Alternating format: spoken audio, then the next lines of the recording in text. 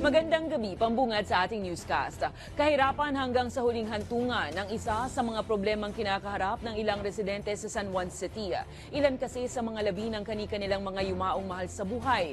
Kung hindi inaisasantabi, hindi na makita pa dahil hindi mabayaran ng renta sa puntod. Ang kwentong yan sa Balitang A to Z ni Ian Maghanoy. Binibisita ni Gina ang puntod ng kanyang yumaong ama dito sa San Juan City Public Cemetery tuwing Undas. Yun nga lang, ang mga labi ng kanyang mahal sa buhay, sa isang maliit na nicho na ito lamang pinagkakasya ng pamunuan ng sementeryo. Lagpas 2 dekada na kasi ang lumipas nang ilagak ang mga labi ng ama sa mas malaking apartment tomb. Pero dahil napasuna ang 5 taong kontrata at hindi na ito mabayaran, kinakailangang ilipat ang laman nito sa mas maliit na nicho. Wala ka naman budget, di ka naman handang may mamamatay sa inyo. Pero siyempre yung mga mayayaman yan, bibili ng columbarium, bibili ng ganito, musileo, ganun. Siguro kung may pera. Si Nanay Encarnacion naman na mula pang Quezon City, tinanggap na lang na hindi niya na kailan pa makikita ang mga labi ng kanyang yumaong kapatid. Kasi buto na yun. Pagkatapos, wala naman yung pangalan doon. Pero kasi 1976 pa yun. Pero every, ganitong araw ng patay, palagay ko na lang siyang dinadasal dyan. Halos 5 dekada na rin daw kasi ang lumipas nang hindi niya mabayaran ang 3,500 pesos na fee ng apartment tomb.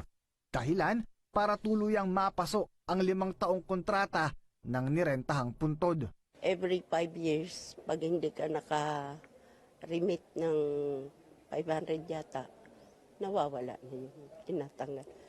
At saka ngayon kasi pag Quezon City, tinatanggal lang nila. Sa tomb na ito nakalista ang mga labi ng mga bangkay na napasuna ang kontrata sa apartment tomb.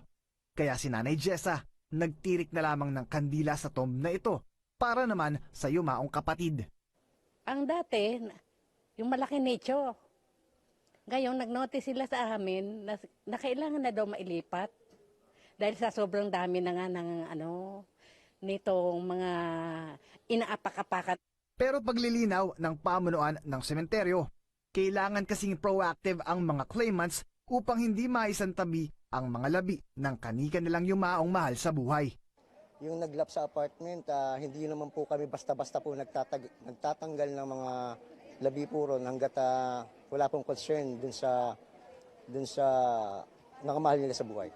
Sa pinakabagong datos ng Philippine Statistics Authority o PSA, tinatayang nasa 1,677 na Pilipino ang namamatay kada araw.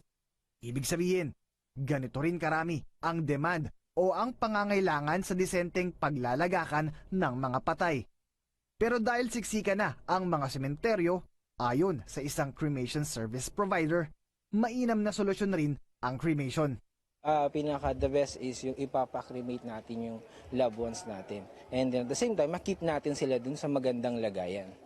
Yun nga lang, nagpapalibing man sa nicho o nagpapa-cremate. Para sa mga laging kapos sa buhay, tila hindi pa rin nila ito kayang bayaran para sa kanilang mga patay. Para sa Balitang A to Z, Ian Maghanoy.